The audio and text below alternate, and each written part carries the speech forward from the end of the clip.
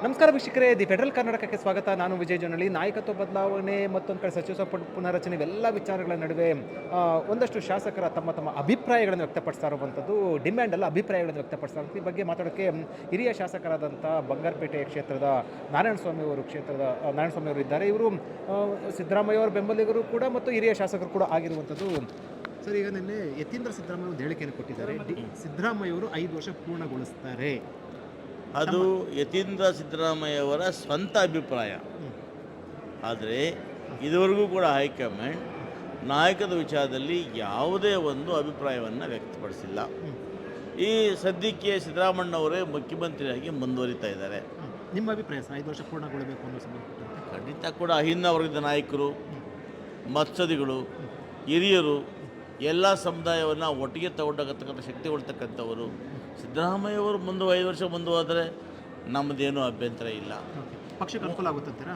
ಖಂಡಿತವಾಗಿ ಅನುಕೂಲ ಆಗುತ್ತೆ. ಮತ್ತು 2028ಕ್ಕೆ ಅಧಿಕಾರಕ್ಕೆ ಬರಲಿಕ್ಕೆ ಅನುಕೂಲ ಆಗುತ್ತೆ.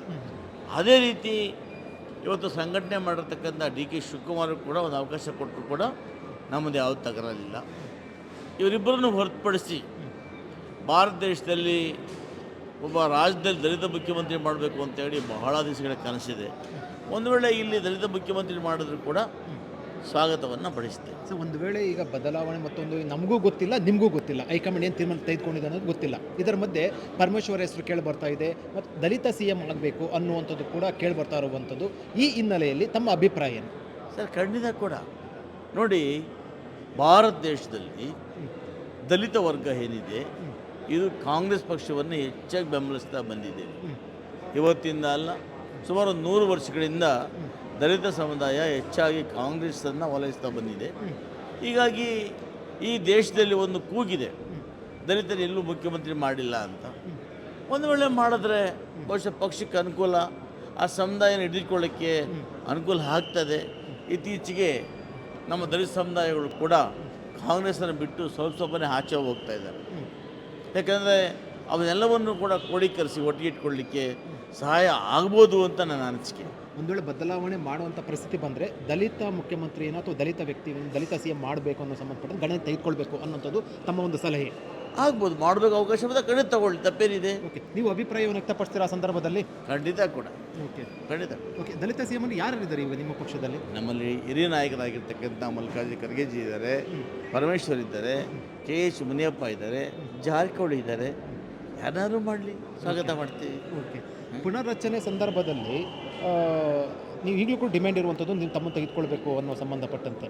ಸೊ ಈ ಬಗ್ಗೆ ಏನಾದರೂ ಹೈಕಮಾಂಡ್ ಜೊತೆ ಅಥವಾ ನಾಯಕರ ಜೊತೆ ಮಾತಾಡ್ತಾ ಇದ್ದೀರಾ? ಮಾತಾಡಿದ್ದೀನಿ. ಇನ್ನೂ ಆ ಒಂದು ಪ್ರಸ್ತಾವ ಬಂದಾಗ ಪರಿಗಣನೆ ತಗೊಳ್ತೀವಿ ಅನ್ನೋ ಮಾತು ಕೊಟ್ಟಿದ್ದಾರೆ.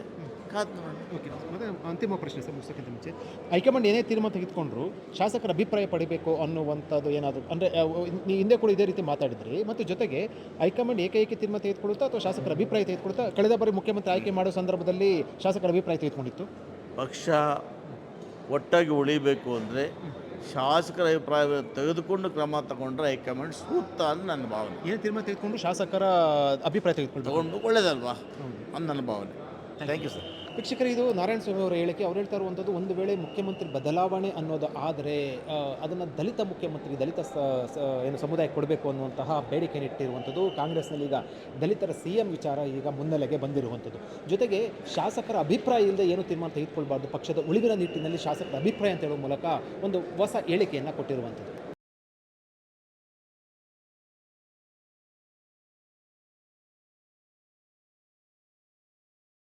ಹೆಚ್ಚಿನ ಸುದ್ದಿ ಅಪ್ಡೇಟ್ಗೆ ಈಗಲೇ ದ ಫೆಡರಲ್ ಕರ್ನಾಟಕ ಯೂಟ್ಯೂಬ್ ಪೇಜನ್ನು ಸಬ್ಸ್ಕ್ರೈಬ್ ಮಾಡಿ.